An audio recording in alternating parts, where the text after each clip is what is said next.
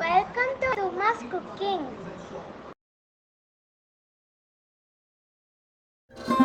எல்லாருக்கும் வணக்கங்க. இன்றைக்கி வல்லாரக்கீரை வச்சு தொகையல் பண்ண போகிறேங்க. இதுக்கு அரைக்கட்டு வல்லாரக்கீரை எடுத்து வச்சுருக்கேன். 2 மீடியம் சைஸ் தக்காளி, 20 சின்ன வெங்காயம், 20 பல் பூண்டு, 6 வரமிளகா, சின்ன நெல்லிக்காய் அளவுக்கு புளி, இந்த ஸ்பூனில் 1.5 ஸ்பூன் உளுத்தம்பருப்புங்க. நான் கடலைப்பருப்பு சேர்க்கறதில்ல. இதெல்லாம் ஒன்றா வதக்கிட்டு அரைச்சிட்டு பார்க்கலாங்க. பாருங்கள், எண்ணெய் காஞ்சிடுச்சு. உளுத்தம்பருப்பு போட்டுக்கலாம். இது கொஞ்சம் ப்ரௌன் கலராக பூண்டு போட்டிருக்கேன். பூண்டு வதங்கட்டும். இப்போ வரமிளகா போட்டிருக்கேன். இது வதங்கட்டும். வெங்காயம் போட்டுக்கலாங்க.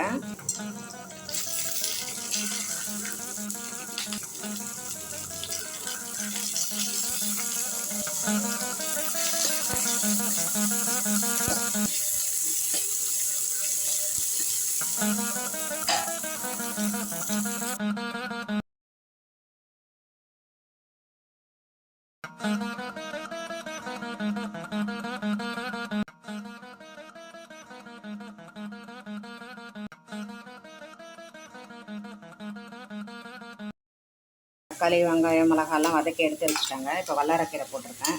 இதுவும் நல்லா சுருளாக வதங்கினதும் அரைச்சிடலாம். கீரை சுருளாக வதங்கிடுச்சுங்க. இந்த அளவுக்கு தான் வதக்கணும். எவ்வளோ போட்டோம் பாருங்கள் கீரை. இப்போ பாருங்கள், மீடியம் ஃப்ளேமில் வச்சு இந்த அளவுக்கு வதக்கி எடுத்துக்கோங்க. இந்த பாருங்கள், தொகையில் அரைச்சிட்டேங்க. கொஞ்சம் திப்பியாக தான் அரைச்சிருக்கேன். அப்போ தான் கொஞ்சம் நல்லாயிருக்கும்.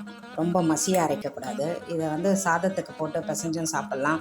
தயிர் சாதம், சாம்பார் சாதம், இட்லி, தோசை, சப்பாத்தி இதுக்கெல்லாம் கூட தொட்டுன்னு சாப்பிட்லாங்க.